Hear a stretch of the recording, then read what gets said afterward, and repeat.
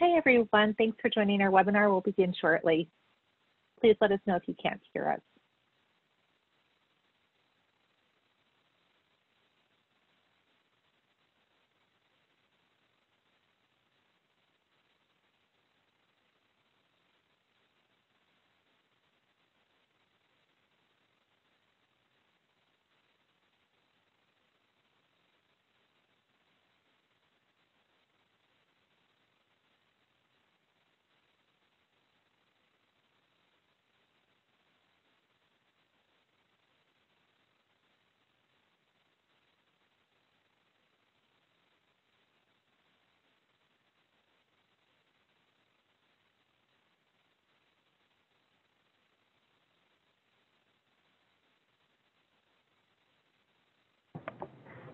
Thank you for joining today's webinar on supporting a highly qualified city pre-K workforce from NEAR and City Health. This webinar will begin and it will be recorded. If you have a question come up along the way, there will be a Q&A session at the end of the presentation. To ask a question, you can click the speech bubble to open the chat box, and then if you have any issues with sound or anything on the screen, you can use the raise hand feature to notify us.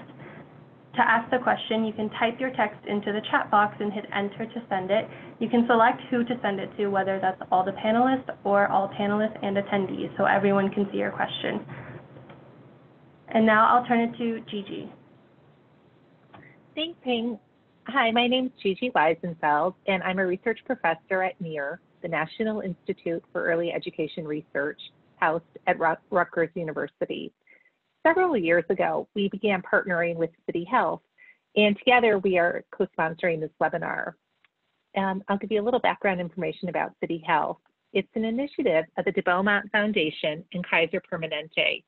This group advances a package of evidence-based policy solutions that will help millions of people live longer, better lives in vibrant, prosperous communities.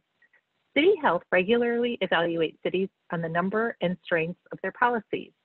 For several years now, NEAR has been evaluating the 40 largest cities' pre-K policies.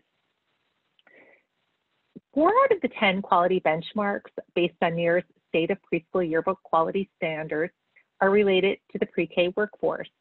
3 of the benchmarks we spoke about on our last webinar on workforce qualifications, and all of those webinars are available on NEAR's website.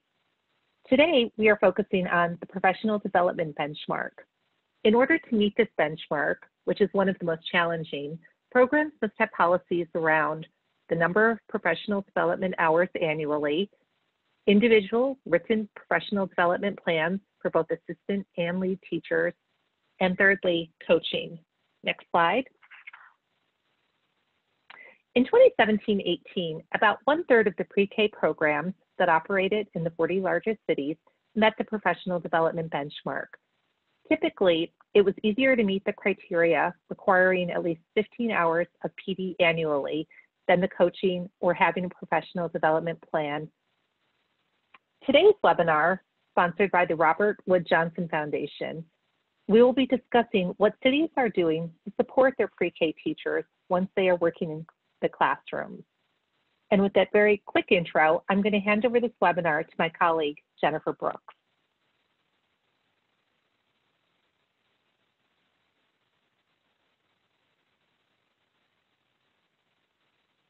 Hi, everybody. This is Jennifer Brooks. Sorry. I am a consultant with NEAR working on this Pre-K for City Health initiative, and we're delighted to have you with us in this webinar. As Gigi mentioned, for those of you who participated in our webinar about 2 weeks ago, I guess, you heard about some efforts going on in different places around building up the early childhood workforce, the pre-K workforce, and now today we're going to take it to the other side of the equation in terms of thinking about professional learning for the workforce that you already have. So for today's speakers, I think if we can go to the next slide, we've got Katherine A, who is the Director of Education Programs at Central New Mexico Community College. She was with us in the last webinar, but today she's going to be talking about an early childhood mentor network that she's established throughout the state of New Mexico. Katherine is, in her role, she supports teacher education, early childhood, and social work pathways throughout the state. She holds a master's in language literacy and cultural studies with an emphasis on teaching English to speakers of other languages, and she's got a history and experience being a ESL teacher, a community advocate, and a teacher educator. After Katherine, we're going to hear from Helen, who is the Executive Director of Teaching and Learning Programs in New York City's Department of Education's Division of Early Childhood Education. In that role, she oversees professional learning and workforce development initiatives and leads the teaching and learning team at the division. She has a background in ed tech. She's been a Head Start teacher and a Head Start director and holds a master's in international education from New York University and is working towards an early childhood leadership degree from certification from Bank Street College. She's going to be talking some about some work they're doing in New York City to enhance reflective practice in their pre-K, among their pre-K teachers. And then finally, we're going to turn to Myra Torres, who is the Director of Multilingual Education, also at New York City Department of Education's Division of ECE. In that role, she oversees the expansion of dual language programs. She was previously the Director of Professional Learning at New York City. And before that, she was at the District of Columbia Public Schools and is a Teach for America alumni where she taught pre-K and fourth grade. She holds a master's in education policy and management from Harvard and a master's of education in education and social change from University of Miami. And Myra is going to talk specifically about some work going on in New York City to promote professional learning in their bilingual programs. So with that, I am going to turn it over to Katherine. Thank you so much. Next slide, please. My name is Katherine Allred, and I'm the Director of the Education Programs at Central New Mexico Community College. And today I'm going to share a little about the Early Childhood Mentor Network in New Mexico and how it's addressing the needs of the early childhood workforce related to opportunities for professional learning, teacher leadership and retention, and all of this is by building a system that supports the workforce on all levels. Next slide. I'd like just to give you a quick overview of what we do at CNM. We have associate degrees and certificates in child development, birth through third grade, teacher, infant, toddler, and program administration. We have over 800 declared majors in early childhood, and the majority of those are already working in the field. And about 50% of those are in our Spanish language early childhood program. Because of this, we place about 100 students a term out in the field for their practicum classes, and we were struggling with how to ensure a quality practicum placement with our community partners, for example, the city of Albuquerque. And so the Mentor Network started by looking at what it would take for us to create a system of support for students entering the field by supporting the current early childhood workforce. Essentially, what would it take to turn Central New Mexico into our lab school through intentional partnerships? Next slide. So we were trying to answer some basic questions. How do we provide quality practicum experiences for students? How do we build and support the capacity of the early childhood workforce on multiple levels? How can we elevate the early childhood workforce by supporting directors, teachers, and students? And ultimately, our guiding question is always, how do we improve the quality of early childhood education in New Mexico? Next question, or slide, sorry. So that is how the Mentor Network came to be. To do this, we decided that by training experienced early childhood teachers to support CNM practicum students, we would be able to create that intentional partnership and support the existing workforce to help us with the induction process of new teachers in the field. And by doing this, we're supporting the existing workforce and also the next generation of teachers. To qualify to be a mentor, we were looking for experienced teachers who had an associate degree or higher. That's really essential because we want them to have that higher level of education than the students they're supporting. We needed a recommendation from a director and for that teacher to show interest that they wanted to be a teacher leader. We created 2 3-credit online courses, Early Childhood Mentorship 1 and Early Childhood Mentorship 2.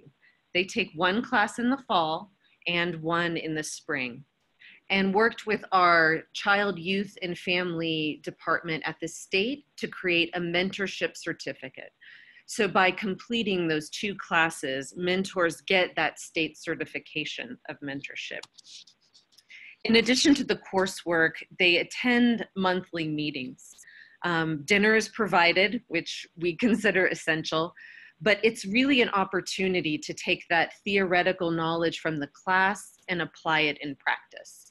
They discuss scenarios of what to do with a difficult student. They talk about issues in the classroom, and they examine their own practice as educators. And at the same time, our faculty are at those meetings so that they're learning how to support adult learners. Stipends are an essential component of our network. Our mentors receive a stipend for attending the monthly meetings, and they also they receive a stipend for hosting a student. That is something that has been supported through the state, and the state is also paying for the tuition for the courses. New Mexico has a program like Teach, but it's actually run through our state department. After year 1, or what we call Gear 1, the mentors move up into the Geared Up network. They have the opportunity to attend meetings and host practicum students, and they do this at each other's centers. We also have a category of lead mentor, and lead mentors are taking that additional step into teacher leadership by learning to facilitate meetings for Gear 1 and their own meetings. They've been able to develop their own curriculum and take it where they want it to go. One example of that is they put together classroom kits that all the mentors are available to check out, everything from a kit full of gears to a classroom yoga kit. Through this mentor network, we've had the opportunity as a higher education institution to provide professional development opportunities for the mentors and their teachers at the centers that they work with. So they have the opportunity to attend STEM workshops. We've done forest school field trips, Reggio-inspired art workshops, sessions on working with children with disabilities, and many other professional learning opportunities that are not part of the standard professional development offered through the state. Next slide.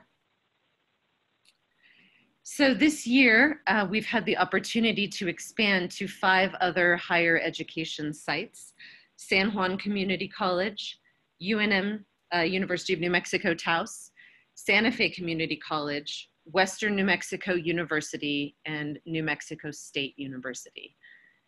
This is a really exciting opportunity because, again, it's putting higher education at a community focus to supporting the entire workforce and their community. Next slide. One of the biggest surprises that has come from the network is how it has created the teacher leadership opportunities and professional learning opportunities for the existing workforce. We went into this thinking we needed a great opportunity for our students to learn best practice, but what has happened is it's become one of the best professional learning opportunities for the existing workforce in the state. Mentors are working closely with faculty, and they're having to examine their own practice, answering the question, why do I do what I do? There's no better professional learning opportunity than having somebody question you every day in your own classroom. And through the network, mentorship has evolved beyond the idea of a one-on-one relationship to the idea that they work together as a network, learning how to be mentors, supporting each other, and then taking that back to that one-on-one relationship with students. And students are having a much better experience in the field because they have the support of a strong mentor and a faculty who are in close communication. The mentors have the syllabus, so they know what they're learning in class and can reinforce it in the field. And our faculty have the most amazing opportunity to learn directly from the mentor teachers and their students and have that stronger connection to the field. And so what this has really done is built these amazing reciprocal relationships between student, faculty, and teacher. And another essential component is the directors network. We know that to change culture and to value teachers as leaders, directors have to be involved. So we have a monthly directors meeting where they go through a curriculum to talk about their own struggles and professional learning and how to support those mentor teachers in their centers. Next slide. Unfortunately, the mentors couldn't be here today to share this time with us because they're busy educating the children in their communities. But I wanted to share some of the thoughts and insights they've shared with us about the impact the Early Childhood Mentor Network has made on their professional and personal lives. What we see in these quotes is the value of connection and how important the opportunity it is for mentors to learn from each other. We have every type of program in our network: Montessori, Reggio-inspired, public pre-K, community programs. And by being able to see these things, they're able to take those best practices back to their classroom. Next slide. In the Transforming the Workforce Birth to Age 8 report, there were 4 essential components that were outlined that are necessary for a strong early childhood workforce: quality of teacher preparation programs, training, professional development, and mentoring and coaching. And the Early Childhood Mentors program builds on all of those components. Our ultimate goals are that students see best practices and experience best practices in the field so that they can be the best teachers possible.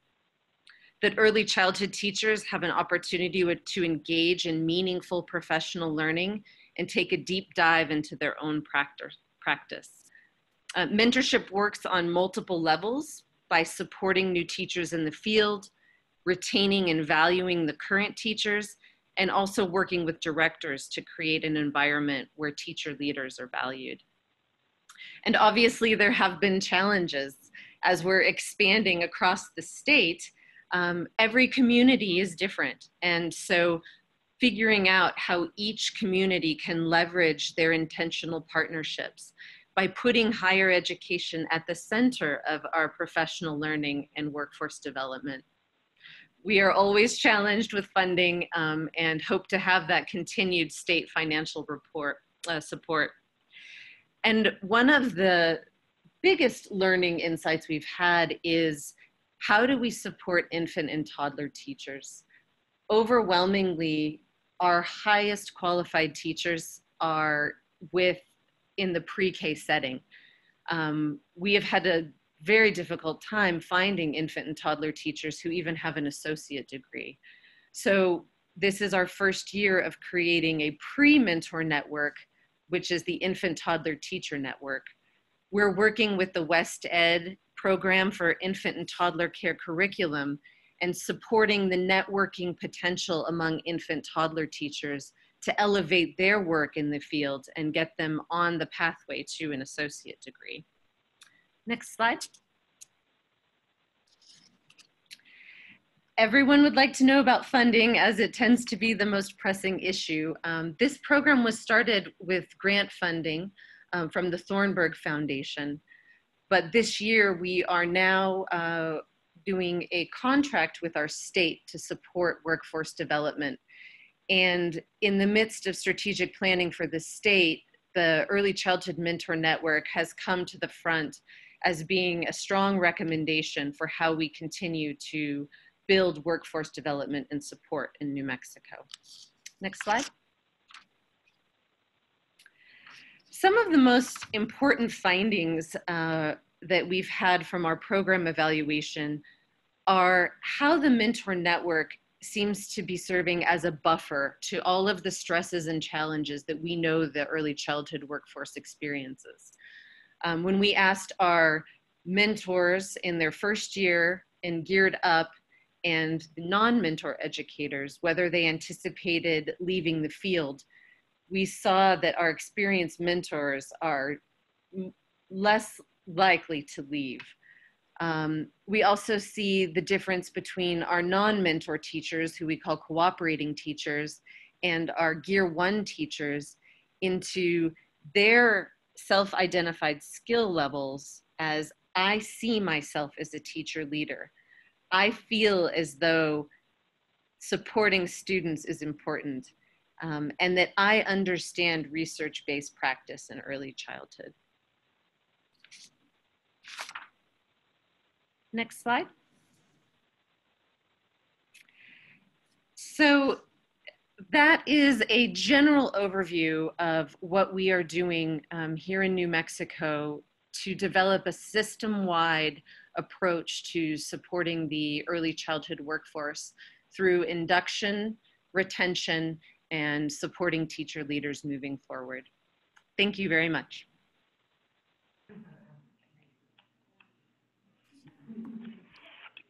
Thank you so much, Katherine. And I see we've already got questions coming in. I'm making note of them. We're gonna, in order to ensure all of our presenters have a time to talk, we're gonna go through all three presentations and we'll move to questions. But thank you, and keep sending them in. I'm taking notes. And I will hand it over to Helen. Thank you, and thanks to everyone for tuning in today. I know everyone's really busy. I'm gonna be talking to you, you can move to the next slide. I'm going to be talking to you today about an individual self-reflection tool that we just developed and just started piloting in New York City.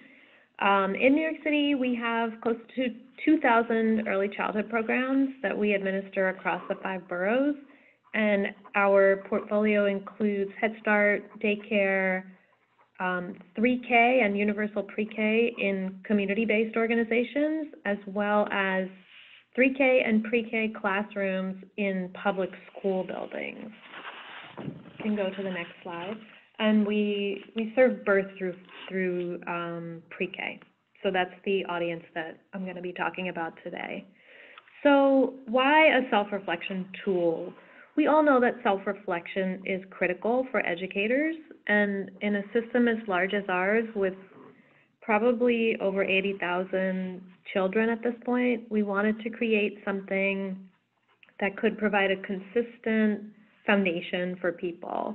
We also wanted to create something that was aligned with our newly launched Early Childhood Framework for Quality. So I'll refer to that as EFQ. We started by taking the elements of the EFQ and thinking about putting them on a scale.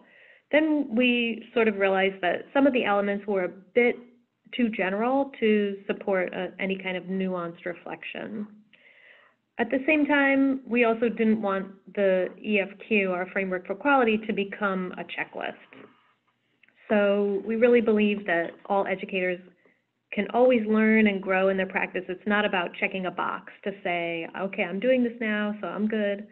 And self-reflection can really be supportive of that continuous reflection and growth process. So after playing around with creating our own tool and struggling, we reached out to Ellen Freedy, who shared with us some existing tools. You can move to the next slide. And one of them was the Preschool Classroom Implementation Rating Instrument, which is a tool that Ellen had worked on previously. And it's what we ended up using as a basis for our self-reflection tool. What you see here is the introduction page to our ISRT, our self-reflection tool. Some of the key pieces are it's important that it's a non-evaluative resource. It's really important that educators believe there is a safe space for them to reflect and share their reflections openly, and that it's not part of any kind of employee evaluation system. The idea of documentation is important. So this is the idea that regardless of where they feel they are on the scale, they add evidence and notes. We say that reflecting on their notes will help them identify items that they want to focus on to really give them ownership over their own learning and growth. And we also outlined here a recommended process, but we were decidedly unprescriptive about how we actually use the tool because we truly wanted to see how people used it. So if someone chose not to use it, that's actually really good information for us if we can understand why they didn't use it and under what conditions they might have considered using it. So while we mapped out a recommended process, we ultimately released it to the people we released it to and left it pretty open. The next slide. This is an example of 2 items from the individual self-reflection tool. Because the original tool we based this on was an observational rating tool, we needed to make some adaptations. One of the major things we did was to align the items we chose to use from the original tool with our EFQ, our Early Childhood Framework for Quality. You can see here that these 2 items are aligned to element 3 in our framework, which is advancing play-based learning and responsive instruction.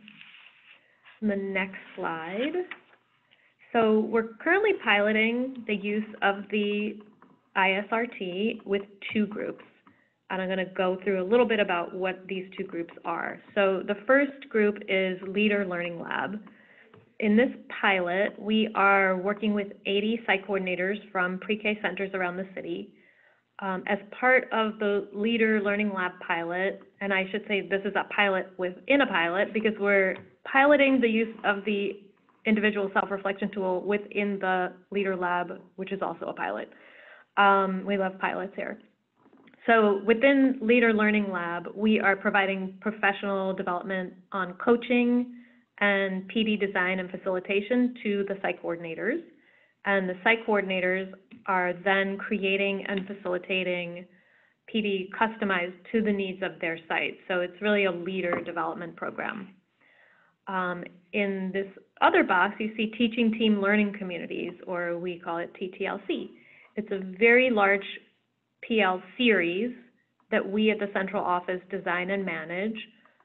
It's facilitated by our cadre of about 165 instructional coaches, and it serves about 7,500, it's probably more like 8,000 teaching team members, which teaching team members, we mean teachers, assistant teachers, paraprofessionals, pedagogical staff, and they're broken down into learning communities. So instructional coaches meet with their learning community cohorts 3 times over the course of the year, and in the first session, which happened not too long ago, participants create their own learning goal for the year. In the next slide, so within Leader Lab, we thought it's a bit smaller. We're dealing with 80 site coordinators. We thought here's an opportunity to share the entire individual self-reflection tool, which is 10 pages long and includes 26 total items. So we shared the entire tool with site coordinators and suggested that they could share it with their teaching teams, ask them to reflect, and share those reflections so that they could use their teachers' own reflections as a way to tailor the PL sessions that they were designing.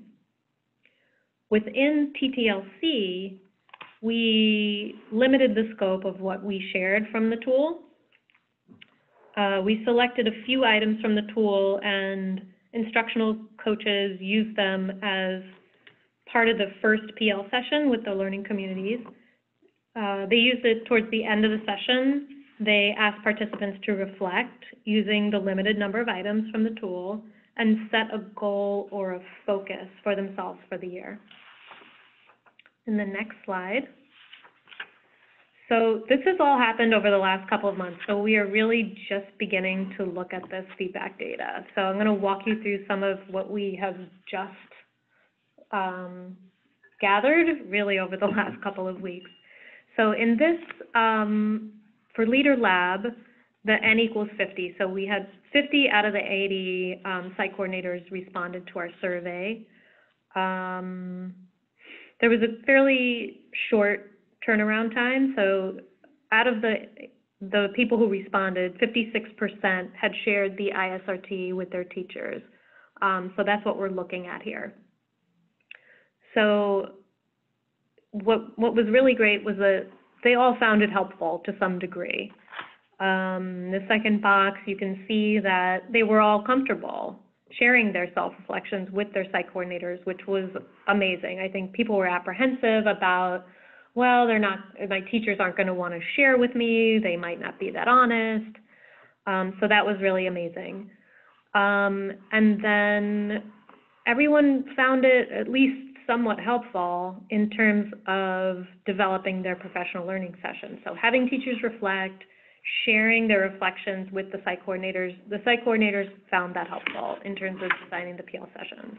We also had some open response questions, so some site coordinators shared that teachers were able to look at their classrooms in a different way and create goals, that teachers set goals to drive their instruction, that staff were able to self-reflect on practices that they are and are not doing in classrooms in an honest manner, and that the self-awareness of their practice was really eye-opening. It made them mindful and accountable. So that tool was really helpful. On the next slide, we're going to look at some of our initial feedback data from TTLC. Next slide. So this is a much larger sample. We gathered feedback. We had 1,206 responses, and we gathered this feedback as part of the overall feedback after the first learning community session. So the overwhelming majority found that the self-reflection was helpful in supporting developing an area of focus. This is coming directly from teachers. They felt that the tool was clear, and amazingly also a very high number of teachers felt that they would feel comfortable sharing what they actually wrote in their self-reflection tool with their ICs, their instructional coaches. So we're really excited about these initial results and just looking forward to tweaking this tool and iterating with it moving forward over the school year. And that's it for me.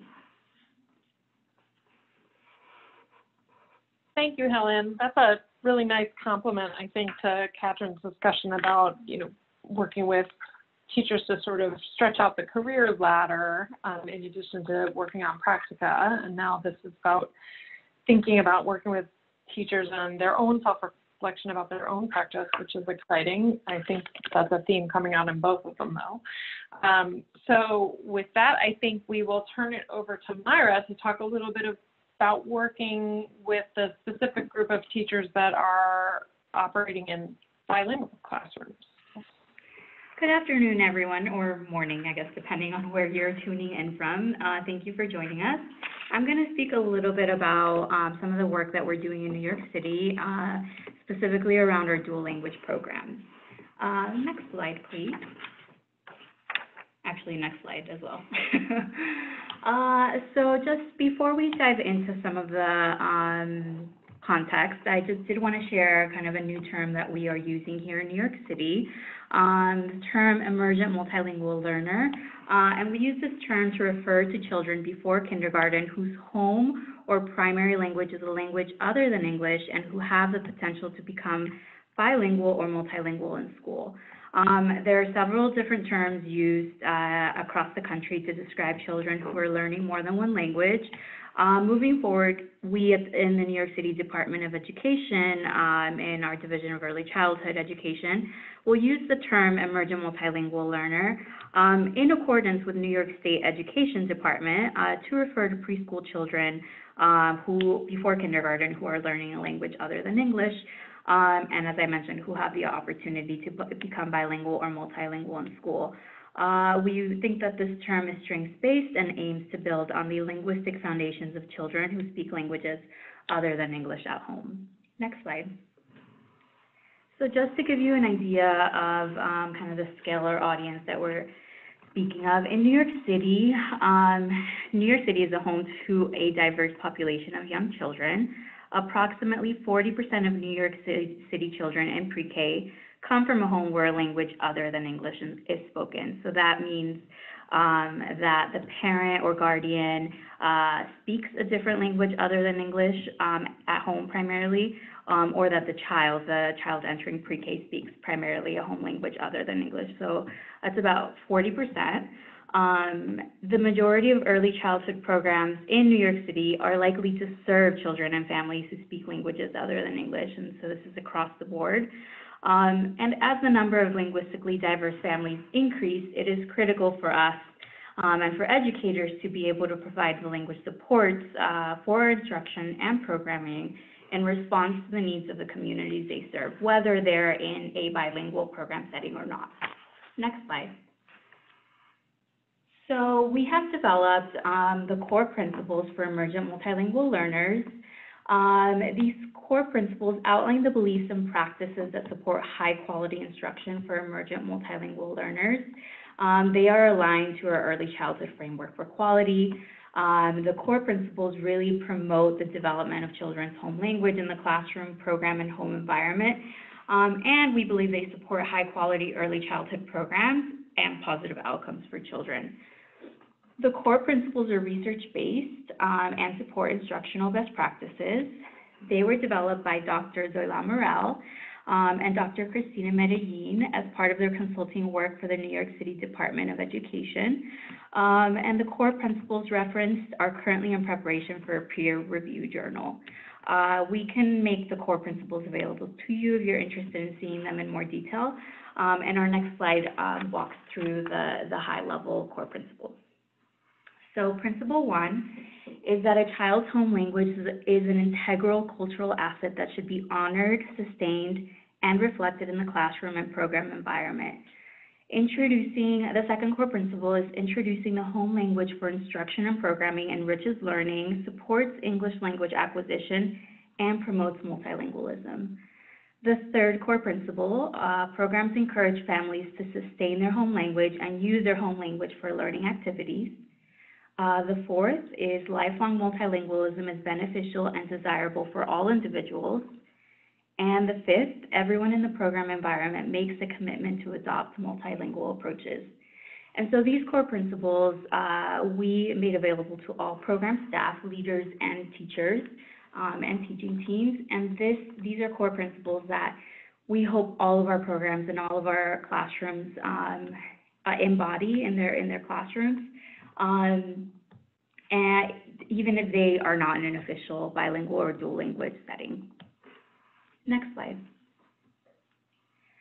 So now that I talked a little bit about what we're doing citywide, I would like to focus a little more on our dual language programs and how we're supporting our teaching force in our dual language program.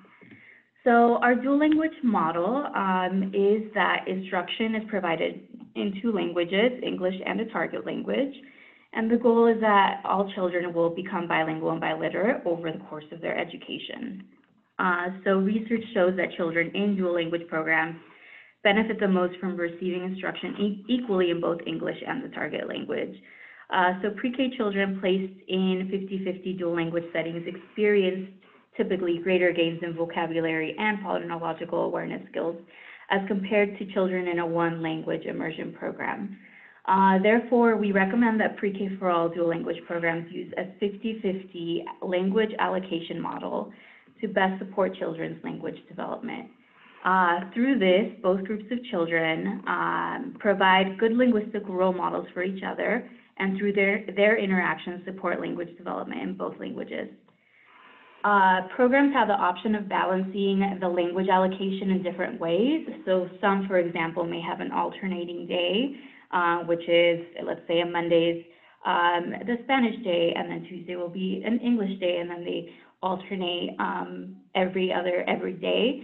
Or they could do a morning and afternoon split, where in the morning they start with Spanish, let's say, and the afternoon in English, and then the next day they swap. So they would start with English and then have the afternoon in Spanish. So the ideal is that throughout all parts of the day, children should be exposed to and taught in an equal balance of English and the target language over the course of the year. The other note that I wanted to make around our programming is around certification.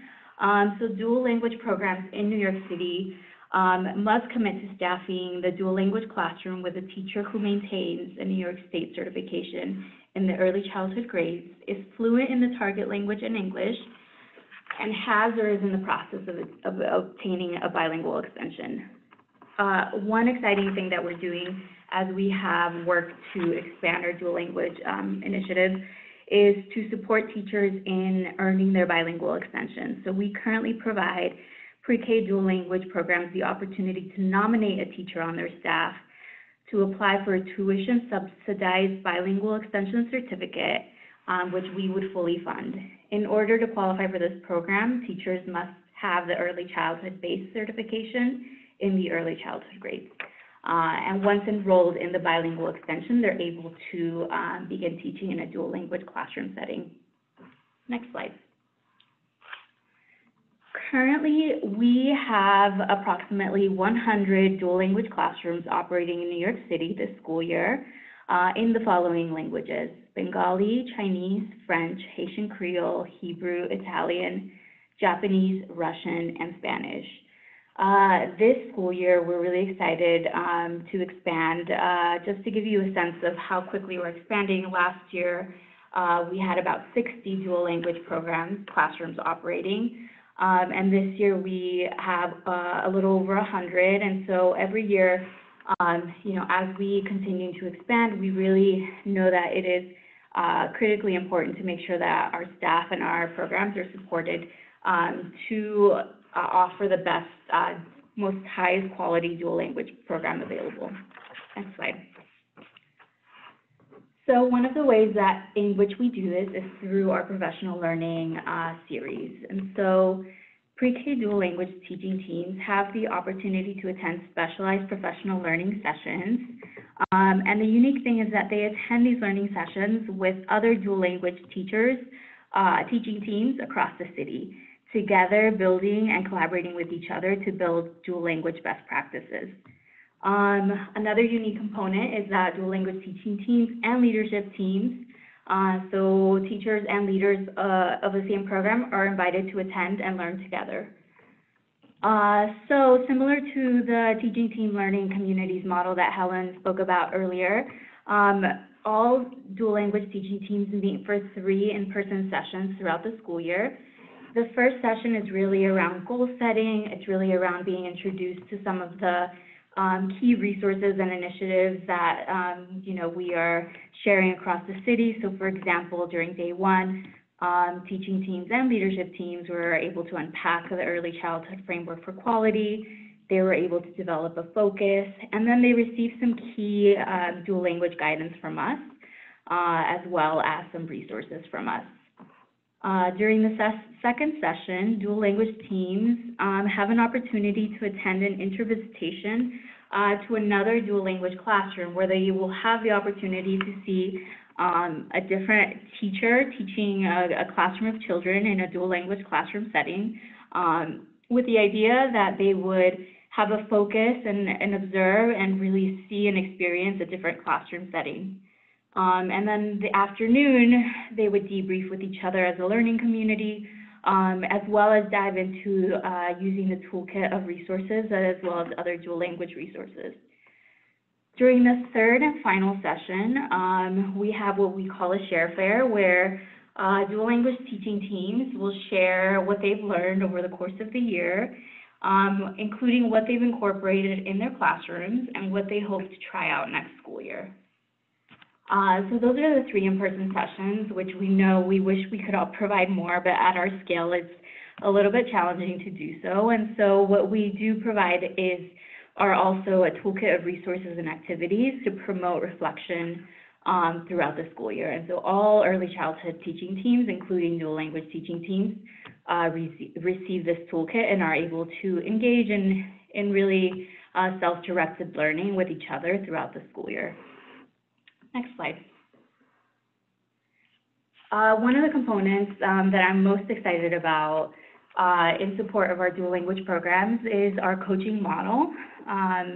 We have been working to specialize a group of coaches in dual language promising practices. So all of our early childhood teaching teams receive early coaching support from an early childhood expert. In our dual language program specifically, we are working with a group of early childhood experts that also are specializing in supporting dual language programs. This year, we have about 11 dual language coaches that are together supporting about our 100 or so dual language classrooms. And the unique thing is that we are working together as a cohort of coaches to really strengthen our practice so that we understand as a group of coaches what composes a high-quality dual language classroom. So we're doing this through the following ways. We are also conducting joint intervisitations with each other. So we're visiting different dual language programs across the city with our coach colleagues. And this is really an opportunity to see, to discuss, and to norm around what we think high-quality practice looks like in dual language classrooms. We're also conducting a book study. So we're reading the book Getting It Right for Young Children from Diverse Backgrounds by Linda Espinoza. We're really reading the book together and learning some of the practices from the text. It's a great read so far. I highly recommend it. The last and final way that we are working together as a coaching group is really to develop some resources that we know our teachers are asking for. So for example, we always get questions like, what are some authentic songs I could sing in Hebrew or Spanish? Like I need some more ideas for authentic books or texts that we can use or activities that we can use in classroom. And so through our coaches, we're slowly beginning to compile and consolidate these resources into a booklet of activities that we can share with all of our dual language teaching teams. And last but not least, we're also beginning to pilot the self-evaluation of supports for emergent bilingual acquisition, also known as the SESEBA, which was developed by NEAR and in collaboration with Rutgers by Ellen Freedy and Alexandria Daniel Figueroa. We will be taking components of the SESEBA to really unpack what components we would like to see in our dual language classrooms. And so really it's a tool that we can't share right now due to copyright, but we're working to get a licensing agreement to be able to test out and use. And it really is similar to the Class and Eckers tool, provides some kind of key components to a high quality dual language environment and interactions between a teacher and a child in a dual language classroom setting. Next slide. Last but not least, we do offer some resources for our teaching teams as well. We have developed a guidance document for dual language pre-K programs, which we share with all of our teams. We also have developed a webinar for new leaders of dual language pre-K classrooms to help them set up their dual language classrooms. Also really exciting is that we have translated our units of study for all of our dual language programs, so in those 9 languages that I mentioned earlier. This was no easy feat. We have 10 units, and each unit has about 90 pages or so. So we prioritized really translating the vocabulary as well as any child-facing language. So We're really excited about that. We're not able to share those yet, but we are still working. They're kind of in a pilot phase with our dual language classroom right now, but we are hoping to add some authentic text and some more culturally responsive activity ideas with the goal of sharing those citywide and nationwide, really, in the years to come. Next slide. So as we look ahead, we will continue to expand our dual language programs to meet the needs of our communities. We will continue to support all programs as they serve our emergent multilingual learners. And we're also starting to think about what a 3K dual language model could look like in New York City. This is something we're excited about as we expand 3K for all. We want to ensure that we are also serving our emergent multilingual learners in bilingual classroom settings. Next. And that is all for me. Great. Thank you so much, Myra. That was really interesting. We'll have about 6 minutes now for questions. I have several in the chat box. Others can feel free to submit them in. So let's start with a couple questions for Katherine. Katherine, one question we had was pretty straightforward from Bill Hoffman on how many mentors and mentees have you paired so far? And the second from Connie Kasha was a question about how you do that pairing and whether the mentors and mentees can be from the same program. Oh, you just answered some of this, so maybe you want to say it. Yeah, so we've had about 150 teachers participate in the network in the past 4 years. And we place about 50 to 100 students out in the field every term, fall and spring. And, people come in and out of the network. They, maybe something in life happens, but then they can always step back in. So it tends to be sort of a fluid number. But what's really exciting for us is we're now at the point where all of our students can be placed with a mentor in a pre-K setting. We still have to use some cooperating teachers in infant toddler, but we're really hoping that the infant toddler network will help support more highly trained mentors in that area in the future. And as far as how they're placed, students fill out an application and mentors let us know on a term-by-term basis if they're able to accept a student. And we have our coordinator that matches them. Typically, we'll allow students to stay in their place of employment for one of the practicum classes, but then they'll need to go somewhere else for the second practicum class. Great.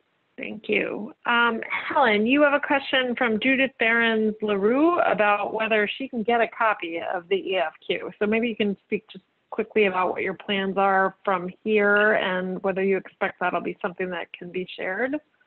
Sure. So there's two things. So the EFQ is our Early Childhood Framework for Quality, and that is actually on the New York City Public Schools website. I can share a link with you so we can get it out to everyone.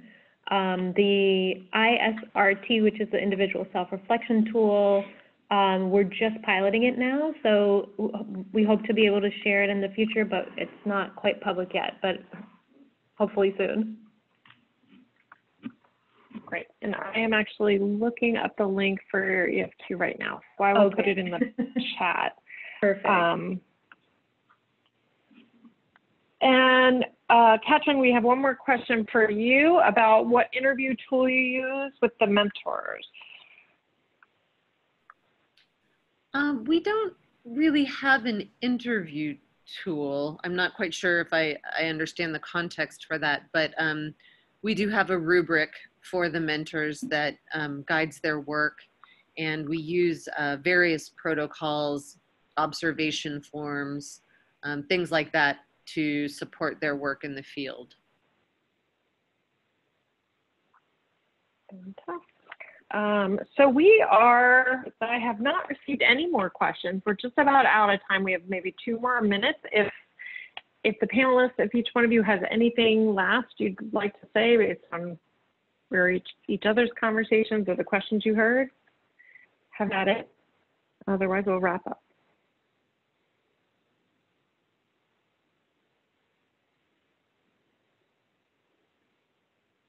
Okay, well, I think we will then conclude the webinar. Thanks everybody for joining. I think there was a message in the chat box about the slides will be available on NEAR's website, and the slides for the previous webinars are also available on the website, and you can find it by searching for City Health webinars on the NEAR website. And I hope everyone has a great afternoon, and thanks again for joining. Oh, and also you will be emailed a copy of the slides. Sorry, last minute additions. Take care, everyone. Have a great day.